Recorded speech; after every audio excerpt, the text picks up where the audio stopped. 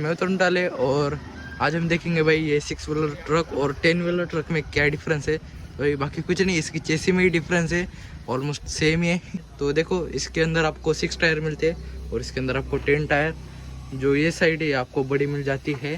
तो देखो 6 व्हीलर और 10 व्हीलर में मुझे तो कुछ ज़्यादा फर्क नहीं दिख रहा, ये और ये कंपैरेटिवली देखे तो कुछ ज़्यादा बड़े नहीं हैं भाई, मतलब लगभग 1 मीटर का फ़र्क होगा, बाकी कुछ नहीं, सेम है ऑलमोस्ट।